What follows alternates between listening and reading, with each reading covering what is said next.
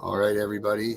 Tonight we have a show that is going to blow your mind. We hear over and over again about the abuser getting the children, the abuser always being the one that is supported in all of these things, and no one ever listening to what the people that truly have custody of their children have to say. It's like the court system is egging on and trying to root for the bad guys, right? Something that, when you were a kid, you played cops and robbers, and, you realized as you grew older and your morals got to where they were supposed to be, you started to realize, hey, the bad guys aren't the ones we're rooting for. But it's almost like the courts have forgot that this is real and we're dealing in real life. Tonight, this story, like I said, it's just going to blow your mind. This started in Tennessee. It's taken place over multiple states. I can't even begin to grab my head around the whole topic. So I'm going to bring Melissa out here first. Melissa, how are we? Melissa, I got, you know what? We'll bring Cheryl out too, because Cheryl's becoming a regular here. Cheryl, how are we tonight? Melissa, how are we? We're good. Oh, we don't have Cheryl. She's lost us on her voice again. All right, there you go. Oh, there she is. All right, there she is. How are you Hey, doing? Cheryl, how are you? We're doing good. Cheryl, we got Herbert back here too. Here's Herbert with us. Hey, what's up? Hey, How you doing? How we doing? All right, we're doing good. Hey, Cheryl, why don't you fill us in on this story we have tonight? I couldn't hear you. Say it again. I said, why don't you fill us in on this story we have for tonight? So, first, I'm going to tell you about this young lady. She is amazing. She is phenomenal. She is a child advocate, and she goes hard. I mean, really hard when she fights for our children, and in school, in the street. I mean, she have it all. She fights for our children, and unfortunately, we have now that her daughter is needing our help. Her daughter needs the world's help, and we trying to get this out on every station, every social media, everywhere that we can, because now she needs us. Her daughter was her daughter is a mother. Her daughter has a daughter, and in 2018 she was going to go to the service. Her daughter's name is Kayla, and Kayla was going to go to the service.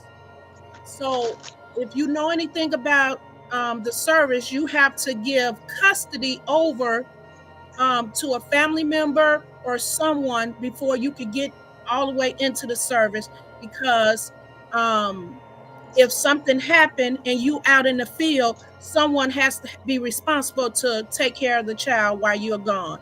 So the dad and the mom got together and wrote up a statement, and they both went to the court, and they both went in front of a judge and they gave him all of the information and the judge approved it. So it wasn't that her child was taken from her because of any neglect or dependency or nothing. None of that happened. It was a mutual agreement. And so he didn't have sole custody. He just had partial custody and she still had her legal rights and everything was good. Well, she didn't go into the service and he started abusing her. He started fighting, beating, all of that to her. And when he did that, she finally got away from him. And when she got away from him, she went to the courts and she had to go 3 times to serve him. And she had to get a server to go and do it with her. And so the server had to sign off to say, yes, we tried to serve him and we was unsuccessful because he would not open the door and get the papers. And so the judge said, okay, because you did it 3 times and you signed off saying this is what you did, he approved the mother to get the full custody, sole custody of everything. And then it determines what she wants to do with the custody, how they gonna do the parenting. So that was in 2020. So she had the child. He asked if he can see her. The mother told him, yeah, you can see her, but you can only see her with the grandmother and the family. So they was going to a restaurant or to some birthday party or something. And when that happened, he took the child and put her in the car and disappeared. And when he disappeared, he was gone for like 2 years, 2.5 years, one of them. But Kayla did everything that she knew what to do to try to get help to find her child. No one would help her. They kept telling her it was a civil matter. No one would help her. So eventually she left and came here to Tennessee. When she came to Tennessee, she was here and she was still trying to find her child or whatever. And then the dad contacted the grandmother, and I'll let her tell her story from that part when he contacted her. All right, let's bring her out here and let's see what Christina has to say. Christina, how are you? I'm good. Thank you for having me on, and I appreciate you all raising your voices with me to tell the truth about what happened to my granddaughter and my daughter. What is And it so, that? Yeah, go ahead.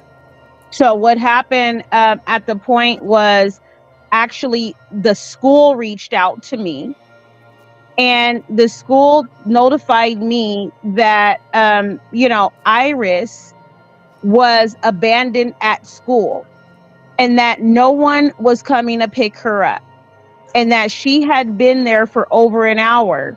And they asked me if I could pick her up. And we're in California. And I said, I live 3 hours away. And if you guys will just keep her there, I'm on my way to come and get her right now.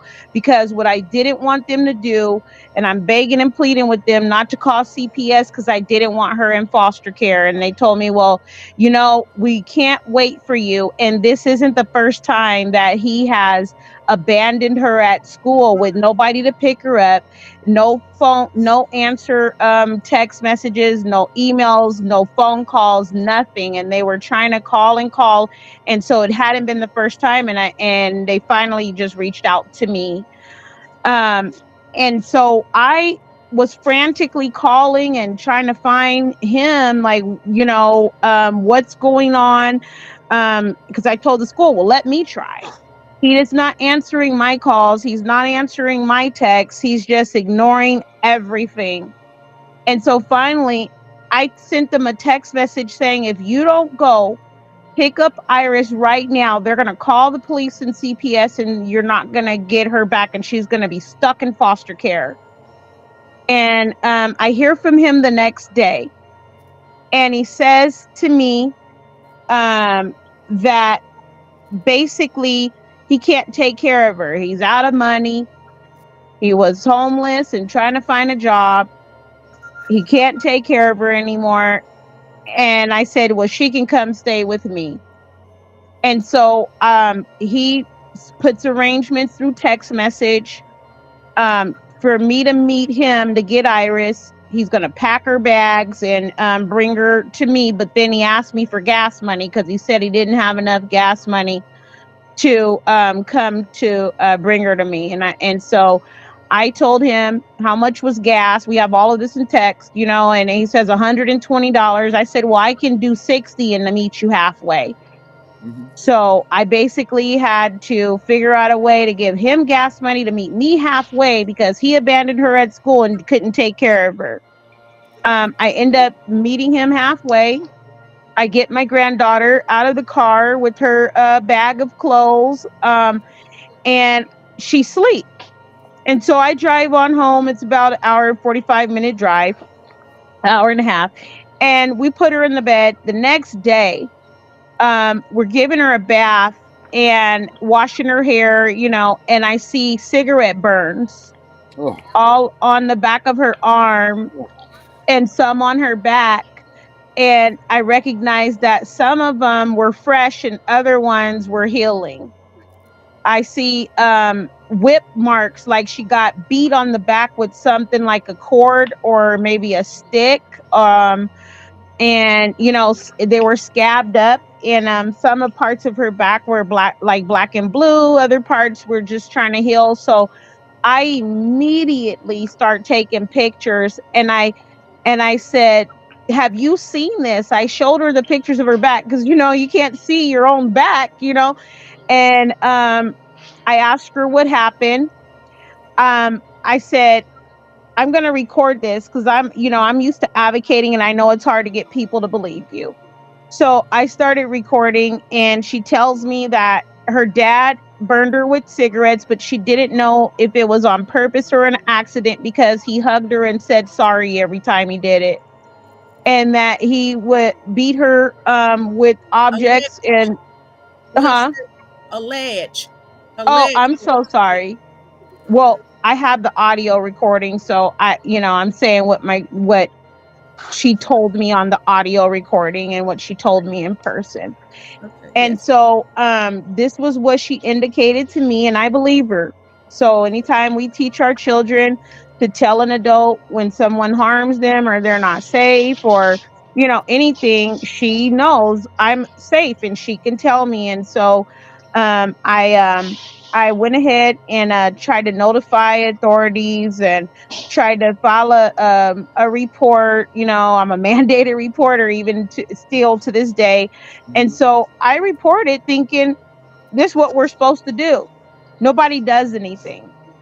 They didn't send anybody out, anything. And so I end up finding my daughter, calling my daughter because she had moved away. And I said, I think you need to see something.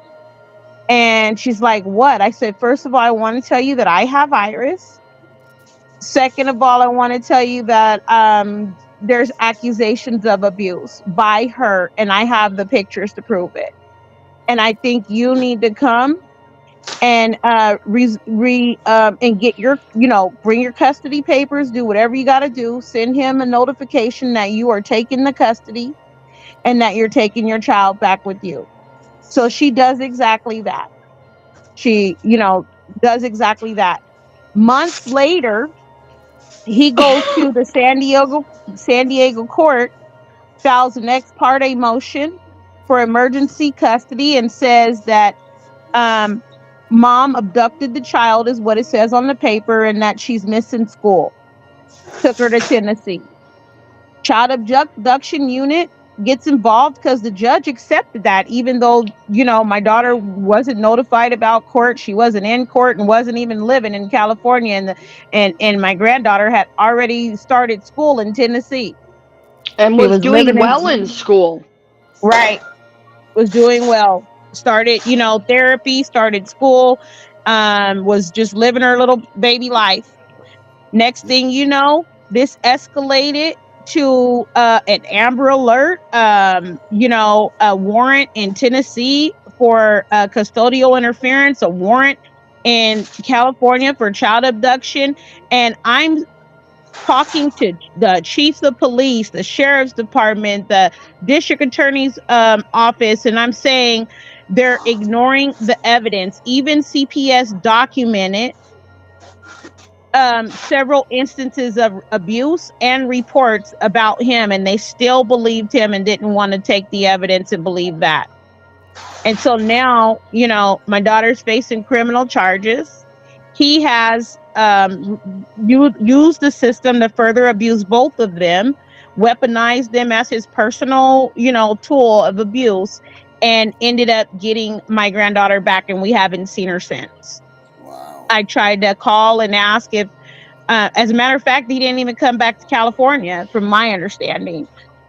He's moved around, 48 times. I told him, if you guys would just do a global background check, you'll see exactly what I'm talking about, right? And so there's a whole bunch of other stuff, but I'm trying to just make sure that I highlight what the gist of everything is and where it's at now. And so I don't know what to do to make the system listen, because it seems like they're always taking away children, the wrong, like they don't take away children that are harmed, but they give them back to people that are harmed them. But they take away children that are safe, and this is what happened to my granddaughter. She was safe, free from harm and abuse, free from getting allegedly burned with cigarettes, free from all of that. And the system just helped him hunt her down and get her back. And we haven't seen her. And I asked if I could talk to her. I tried to send him a message, and he said, absolutely not. You'll never talk to her. Man. And that's where we're at. That's your granddaughter. Now, where's your daughter or your son? Where's the biological? My biological daughter, I'm the maternal grandma, is sitting to this day locked up in jail, awaiting extradition to 2 states. Okay. No, they said. Hey, Herbert, I got a question for you. Yeah. And I know the question would be better asked of an attorney, but you're a retired state trooper, so your next best thing. If 2 states are charging the same exact charge for the same exact crime, wouldn't that still be a double jeopardy? Was it 2? Okay. Was the bank robber in Alabama, and then there was a bank robber in Georgia, or was the bank robber in Alabama but not in Georgia? Oh, well, let's say the bank robber was in Tennessee, but got charged from Tennessee and California at the same time. Can't be. If the bank for the was one robbed, robbery. It was one robbery. So if it was one robbery, it's going to take place. The judicial system of Tennessee is going to handle that. Not California, not Georgia.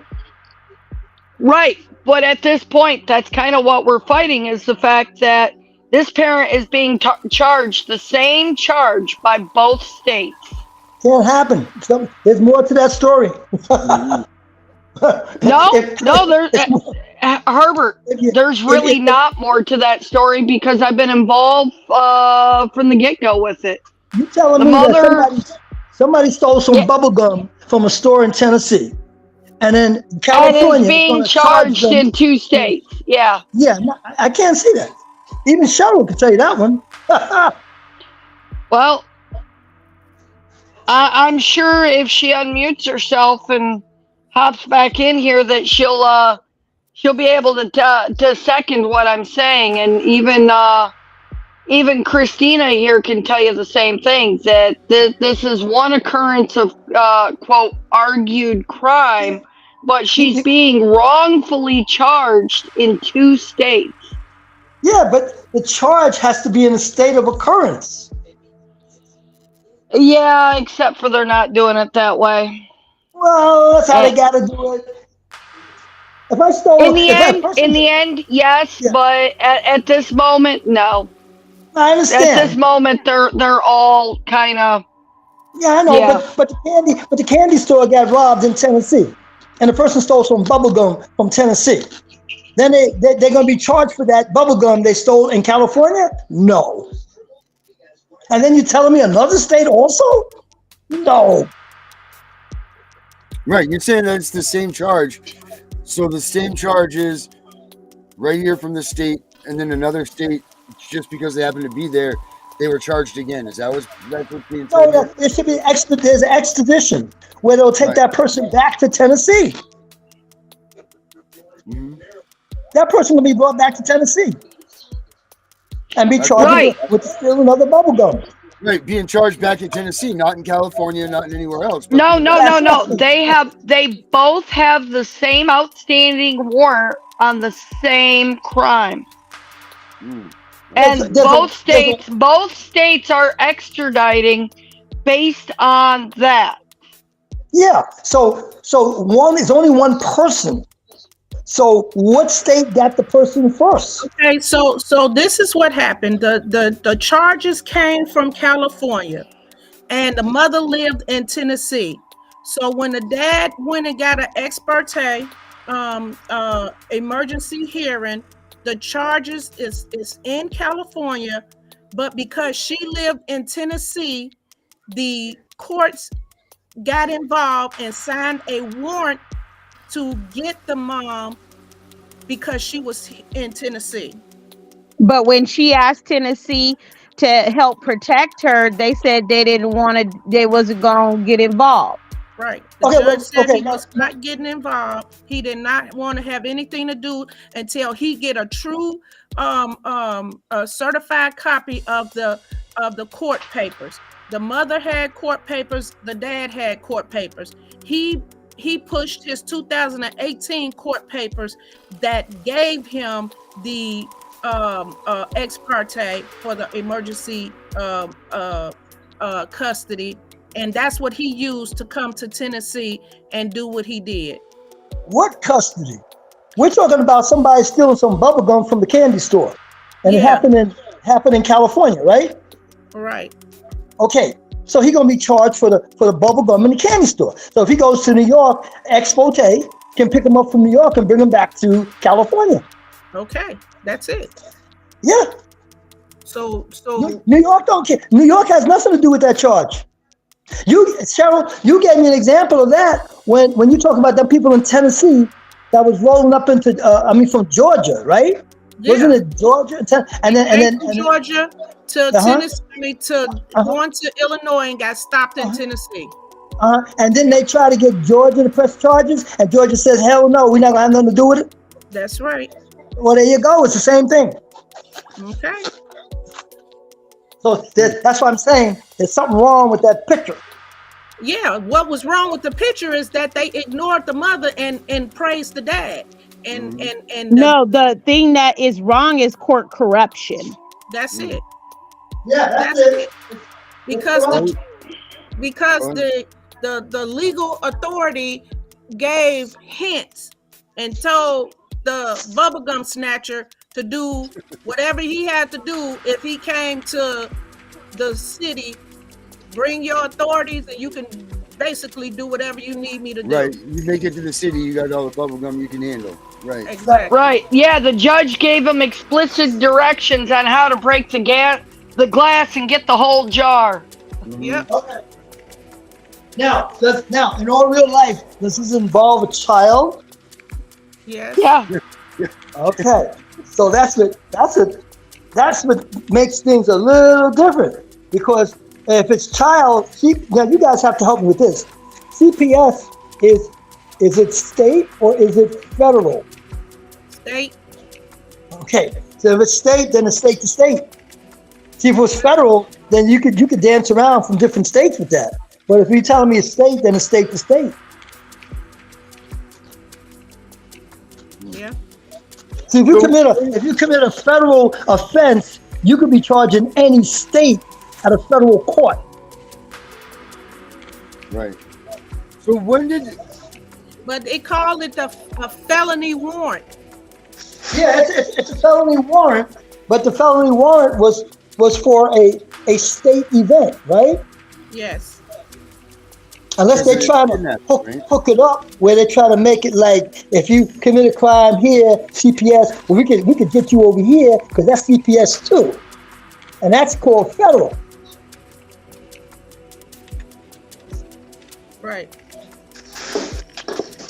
So Yeah, but I thought that the Violence Against Women's Act was federal protection too. Is it? Yeah, Okay. it's So it, whatever violence happens against a woman, it's federal. So it's a federal case. right. But when we were asking for the Violence Against Women's Act safeguards and protections, and people didn't understand, they said that don't apply here. Well, what do you mean? These are victims of violence Yes. Yes. who Exactly. need protecting. No, you're protected by the federal government. It's federal. So which one came first? So the mother came first. The father essentially just was abusing the mom. The courts knew that the mom was being abused. Allegedly. Right? Allegedly. Everything is allegedly. Right. Allegedly that the abuse happened. We did see all of the stuff on the child's back and all of that. Allegedly, the dad has to. I mean, if they would have done their investigation, we did have the abuse hotline. They did file a case. They gave her a case number and all. So the mom did everything that she needed to do to protect the baby, but no one heard her, no one listened. Right, and then they just screamed. You got all these news articles like this one here, where the dad's screaming out loud saying, "Oh, the baby's been taken. The baby's been taken. He's taken. I'll stop at nothing to get my 7-year-old daughter back," because the mom was in essence running from the alleged abuse. Correct? Yes. All right. Okay. This is one of the articles that was Kim wants to come on.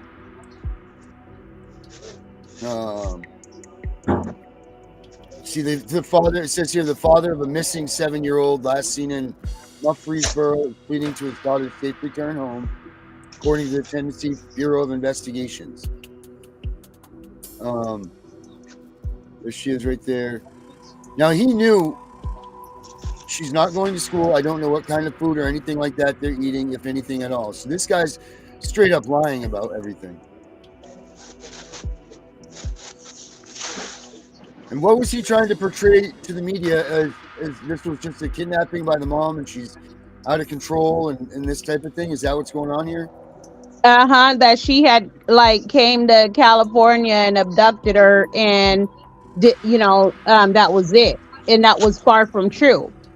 And so, I mean, immediately after that, then he starts a GoFundMe. He started a GoFundMe for that. What did he say his reasoning for that was? So that he can have money to lodge in Tennessee until they found her. But then he allegedly wasn't there. He was allegedly in Chicago. In Illinois. Mm-hmm. So now we have all of this. Now CPS is now involved, right? At CPS, right? But have they become involved? They put their face in this too? No. Actually, whoever put in the chat, the reason Tennessee was provided with all of the information. They even initially issued a restraining order and sent DCS out, but then the day that the dad shows up at court, DCS didn't come with their report. All of a sudden now DCS is missing. Right.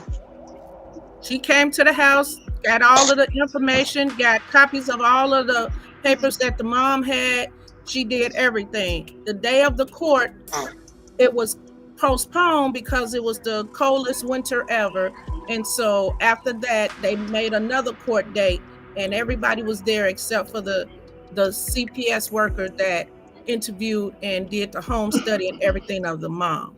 But before that, there was a court hearing in California, and the judge asked the DCS to go and do a welfare check to make sure that the kid is in Tennessee and that she's okay.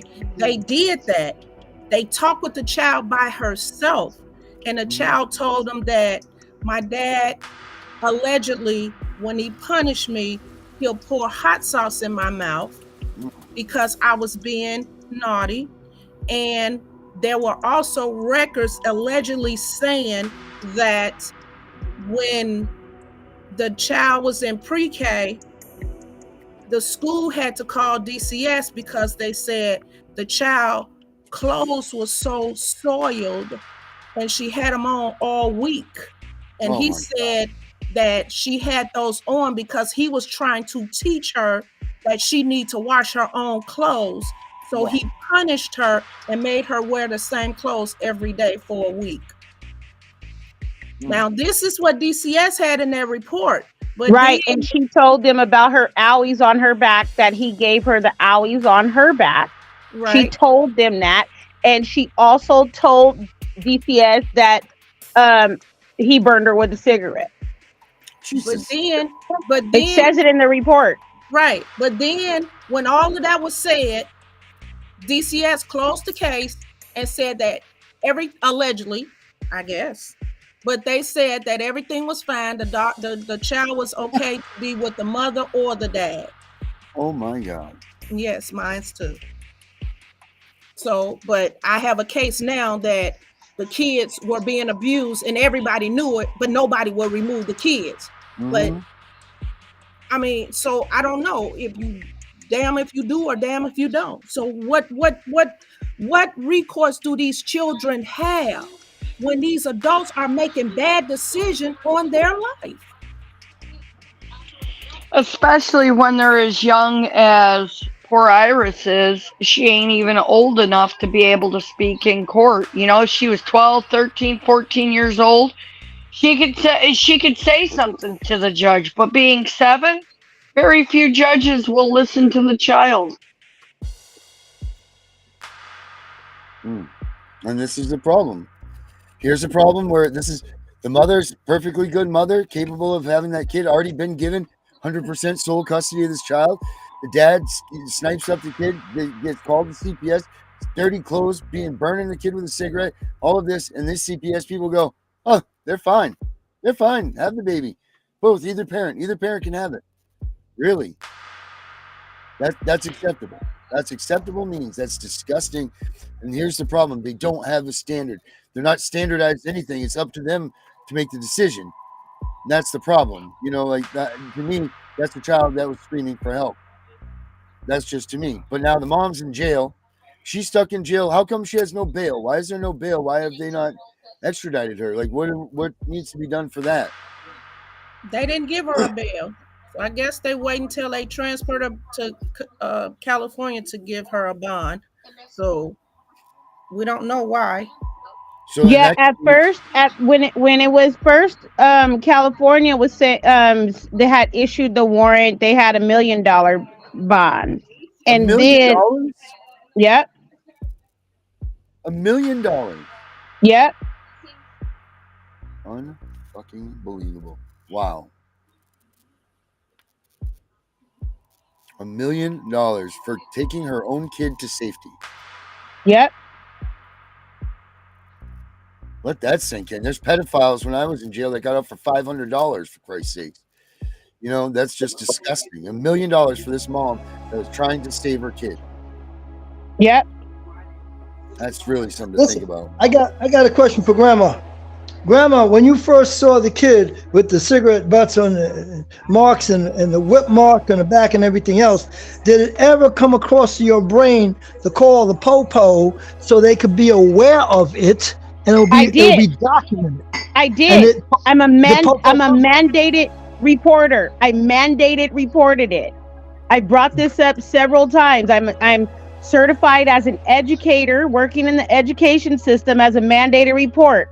I reported it, and I filed a police report. I asked to press charges for assault on my granddaughter, and they told me basically, who are you? You're just a grandma. Go to court if you want rights. Wow. No, you weren't asking for rights. You were reporting an incident that took place. I have all of this documented very well through emails, calls, text messages.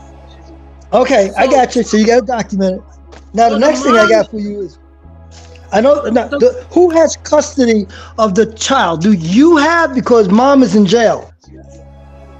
The dad. They gave them to the dad. That's how all of this came about. It's because he used his 2018 custody papers to get the emergency custody. So right now, everything looks like he has custody, and everybody ignored her 2020 sole purpose, her custody. Right. He's the one that should be sitting in jail. Absolutely. Mama's in jail. I get that. And grandma, you had some kind of... This guy falsified documents and put them into the court's hands, and it's now made it so that she lost her custody to the child.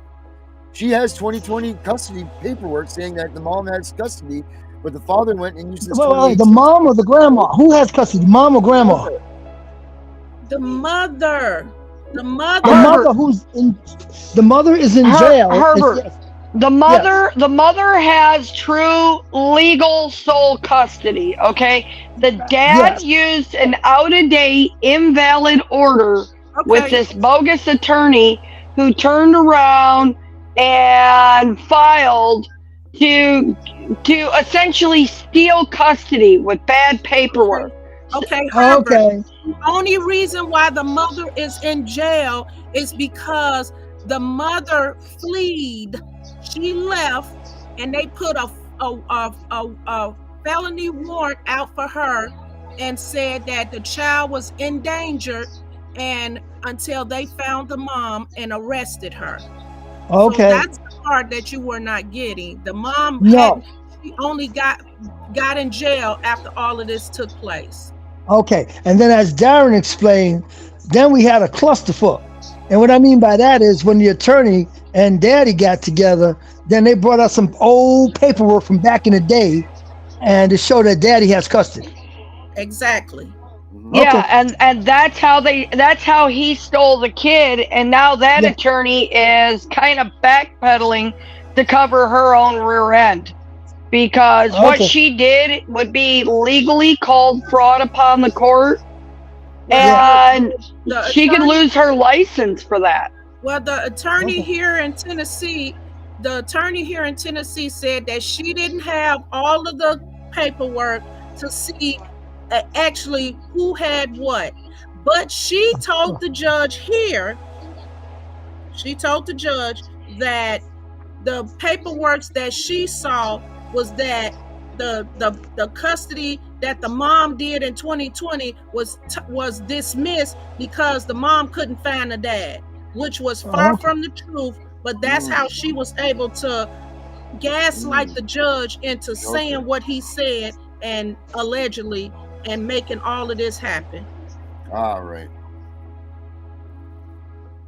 That's crazy. That's crazy that they could even do that in this day and age with all the technology and everything, that they could just lose those papers and just come into court with a little funny paper that you had before and then just use that again. That's crazy.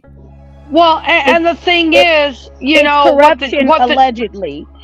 What the judge in Tennessee should have done, because he has a judicial clerk, he should have said, hey, Pam, Sarah, whatever his clerk's name is, hey, can you contact the judge from this county and have a copy of these papers sent over so we can figure out where the true custody's vested, to figure out what the correct venue is. Well, that's what the judge should have done.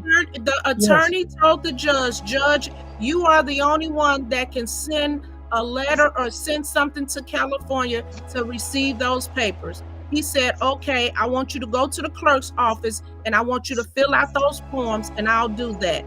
But in the meanwhile, if the dad happened to come to Tennessee with the authority and have the correct paper, he could take the kids, allegedly. It's what the judge said, because I was sitting in the courtroom when I heard him tell them that. And then the other person, attorney, said, okay, well, I'll give you a call after this is over, because I know exactly what we're gonna do.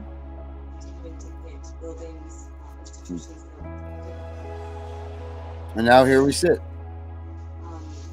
And his California attorney, we just went to court last week, And his California attorney said to the judge, when the judge asked her about the 2020 order, she said there is no such order. And my lawyer said, well, weren't you representing him at that time in the Riverside court on the Child Protective Services matter? And she said, I don't know. I don't even know if I'm retained for today. And then the attorney, the grandmother's attorney said, Judge, if you turn to page so-and-so, you will see the custody papers that the judge signed it and everything for the mother in 2020. And his attorney said, oh, well, I didn't know that was in there. He said, did you read the paper that you did receive? She said, no, I didn't have a chance. How you coming in the courtroom not prepared? But ever since they went into the court and got that phony ex parte, she still never read anything. She still never did what she was supposed to do. No one ever did anything. They just went on what they had, and that was it. So, just so you guys know here, check this out. Texas allows for extradition bonds that can be set at any amount the magistrate deems reasonable with a 90-day time limit. The bond is conditioned on the individual returning to appear before a magistrate at a later date and upon the issuance of a governor's warrant. Without a bond, the time limit is 30 days, and the court must discharge the person if the individual is not extradited within the time period. Exactly. The discharge period may be extended once for a period not to exceed 60 days. So she's been in there since when? It's almost 30 days. So by law, she has to be let go. Yeah, but she'll still have to face whatever issues are in California and Tennessee. So it's like, right, but she can face those a lot better not being in jail. Than, right, of course, absolutely. Right. Mm-hmm. But then we don't even know where Iris is, like I said, because when he got her after that, you didn't hear from him again. So you guys have no idea where that baby is now. But his last time I saw, she was in Chicago. But his first thing was that in the court papers that he filed, he said that the child was taken from him and she was not in school. Well, she haven't been enrolled in school since he got her. Oh my gosh, that's terrible. This is just a mess. You know, all of it's based on a freaking lie. This is all just a lie. Yep. Hey Kim, how are you? And also people not paying attention. That is the truth. Well, Kim, you're on here. I don't know where Kim went to, but so it seems like this should be such an easy fix to go there and prove this stuff. What needs to be? What are you guys looking at, Cheryl? Like, what are you guys looking at that you need help with to get this matter out there, to get this thing fixed? Well, only thing we need now more than anything is a criminal attorney to help fight those cases in California and Tennessee. She needs a criminal attorney to help her with those charges. Okay. So we need to find her a criminal attorney that's willing to give a hand, and obviously money's an issue. So if anybody out there is pro bono or wants to give a hand and call these people, you can get a hold of us at info@abolishcps.com. Melissa leaves her number out there for you guys. Melissa, if you want to lay your number down for them, go right ahead. It's 251-727-0402. The mom spent every penny she had to obtain the attorneys that she have that's working on the custodial part.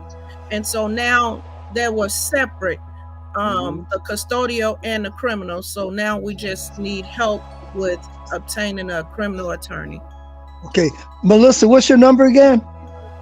251-727-0402. Okay. I just want to say thank you. I have to go. I'm so sorry. I do have to go. I want to say thank you all for hearing our story. And I know that these complexities are on purpose. Of course they are. Because typically people don't have the resources to fight back, but we're not going to stop fighting back. For No, my granddaughter is we not safe with him. No, we won't stop fighting for you either. So don't you worry about that. We'll be right here with you guys. I appreciate you much. Thank you. Yes, ma'am. Okay. God bless you all. God bless you. Hey y'all, this is Kim. I've been putting messages in the chat. So I want to kind of clarify a couple of things because there's some information on here that's kind of been a little confusing. So double jeopardy, what double jeopardy is double jeopardy only applies in a situation where a person has been convicted, not for the charges. You can be charged with the same crime in 17 different jurisdictions if those jurisdictions believe they have jurisdiction over the crime, okay? So California's saying they have jurisdiction over this case. Tennessee's saying they have jurisdiction over this case. So the jurisdiction over this case is likely going to have to be settled in the federal courts to determine who actually has prosecutorial jurisdiction over this case. There you go. Also, No, hold on 1 minute. Wait a minute. Tennessee never had jurisdiction. Tennessee, the judge made it clear that they do not have jurisdiction. They did not want to get involved, and they had nothing to do with this case. Okay. Now, Well, Cheryl, she's saying on the criminal side. I'm talking about on the fact that she's sitting in jail. On the warrant. Okay, I'm sorry. Yes, on the warrant. Okay. Also, here's the other thing with double jeopardy. Double jeopardy only means that whatever jurisdiction that prosecuted you and you were found guilty in, or excuse me, not guilty in, that jurisdiction can't prosecute you for the same charge again. So let's just say that New York City, the New York County prosecuted you for murder and you were found not guilty. New York County, New York City cannot go after you again for murder.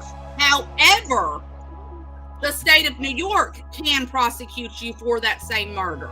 The federal government can prosecute you for that same murder. Double jeopardy only means that the same jurisdiction cannot prosecute you more than once if you have been found not guilty. Another jurisdiction that has authority can. So in other words, another state like Connecticut or Massachusetts can charge you. Is that what you're saying? I'm saying if they believe they have jurisdiction, yes, they can. And the argument would be as to whether or not those states have jurisdiction.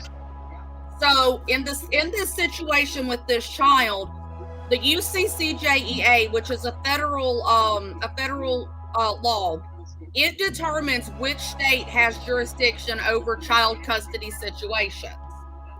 It's a very complex law, but the basics of it is that wherever the child has been living for the most recent 6 months is the state that has jurisdiction over the child.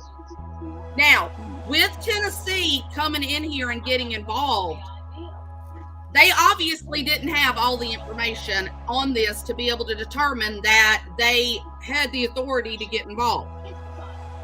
When an attorney goes in and says XYZ is happening, and that attorney does not provide the court with all information, that attorney has committed fraud. Because according to State Bar as well as the American Bar Association, it is the attorney's responsibility to make sure that everything they are presenting is factual. And if they do not, they are lying to the court. So wouldn't that make everything else?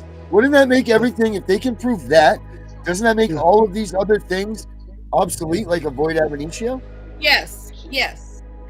So Yeah, if they prove that mom was the right custody venue, there's no way they can prosecute her for protecting her kid that she had true sole legal custody of.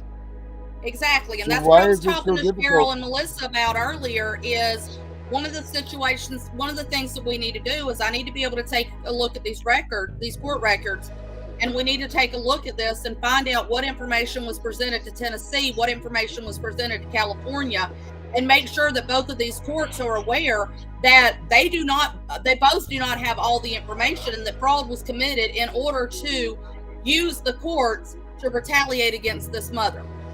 So no one in Tennessee produced anything but 2 pieces of paper that he got on September the 13th, 2023, that gave him the emergency custody.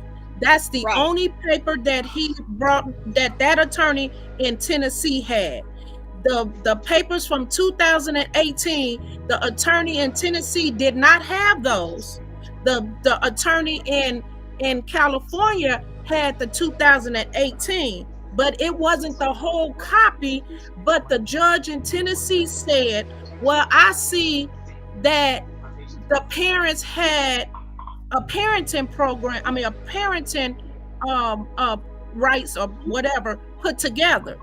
So whatever was on the 2018, the judge saw the parenting right that they had jointly put together. Here's the thing, Cheryl, with that is Yes. the 2018 only still applies if the most recent order did not specifically change something in it. If it says that Right. everything still applies except for whatever.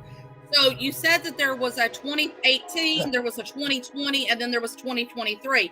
So 2023, the order from 2023 would be the most applicable order, provided. Right, but that was the one that was fraud. So hold on. Right. So in 2020, when the judge gave her full and sole custody, then that was the last custody papers that the mother knew about, and everything was already signed, sealed, and delivered. That was it. Now, in September of 23 is when he sent those papers to the school where the child was and said, I have custody of my daughter, and you all need to let me speak to her. The school called the mother and told her what happened. That's when the mother realized that the dad has know where she is, and then went and got some kind of paper saying he had custody. Now that was September of 23. Now, Okay. So that's when the father stole the kid from the school. No, No, the Well, mom. no, because if the father got an emergency ex parte order, then what that means is the father went to court without the mother knowing or without the mother being Right. present, and the Okay. has so custody. the So judge, technically, the technically, judge, her being in jail right now technically is right?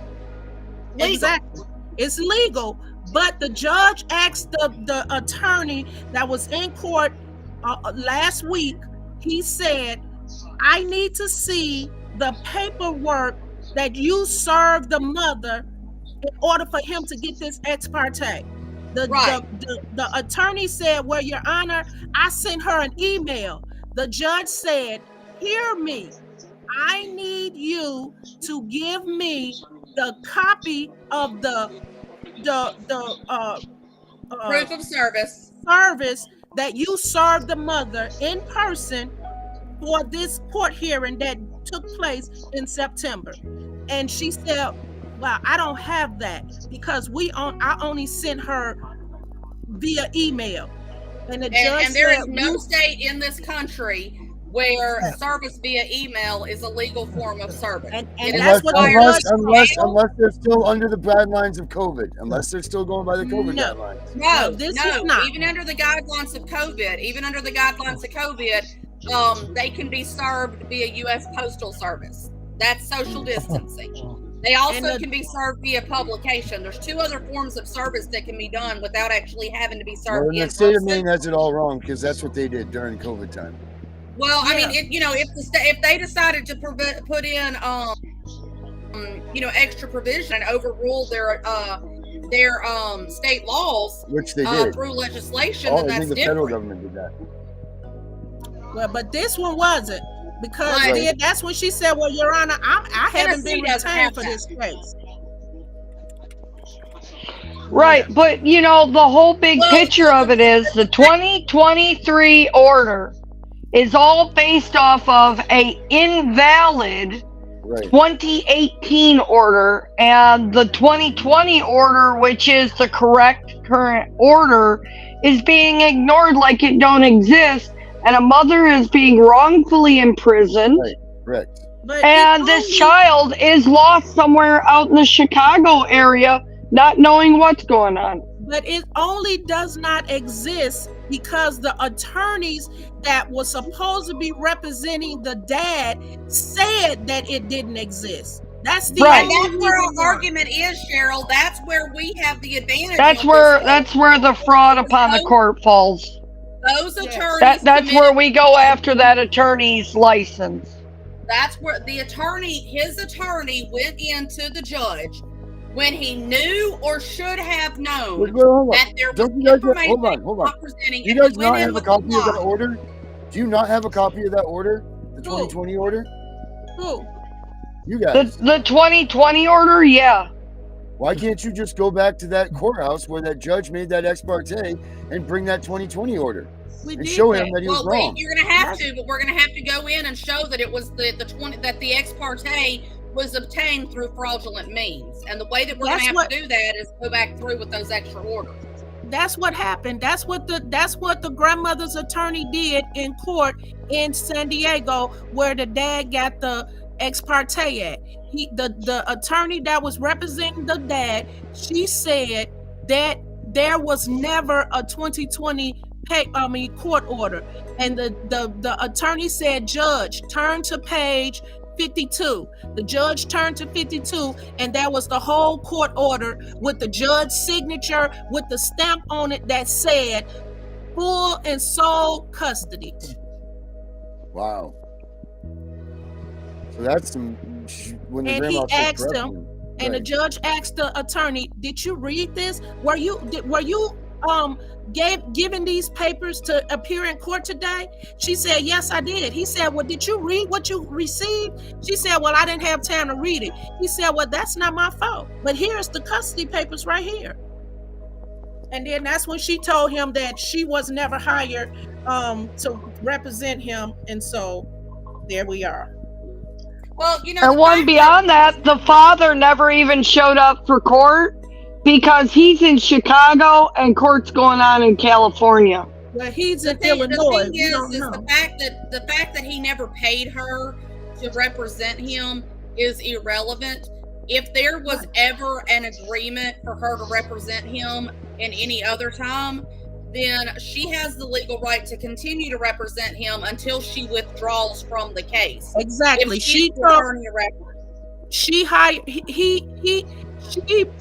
put herself into this case as a pro bono. So she took his case as pro bono, but that's where it ended when he got the child back. Now the judge is asking her question, and she's telling him, "Well, I've never been obtained to continue on, so I have to talk to the dad." And the judge asks, "Where is the dad? He should have been here." And that's when the grandmother's attorney said, "Well, Your Honor, he don't live here. He hadn't been here in 9 months. So why are you in California filing a ex parte, and you don't even live in California?" Okay, right, so and the child lives in Tennessee. Here's the thing with that. That goes back to the UCCJEA. The jurisdiction over the child is based on where the child has lived for the majority of the last 6 months. So let's say that mom took the child to Tennessee in January of this year, but in 2023, for the entire 2023, the child lived in California. According to the UCCJEA, then California is the proper jurisdiction. It doesn't matter where the parent lives. That's irrelevant. It's where the child lives. So that's when the judge in Tennessee said, "We will not get involved.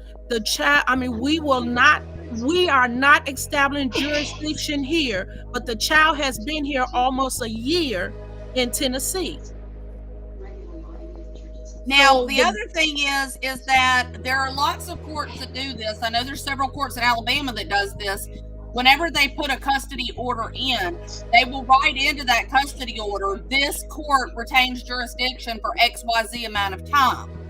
So if the court in California put in that provision in the original custody orders, then that means that California is allowed to continue to keep jurisdiction even after the child has been relocated out of state.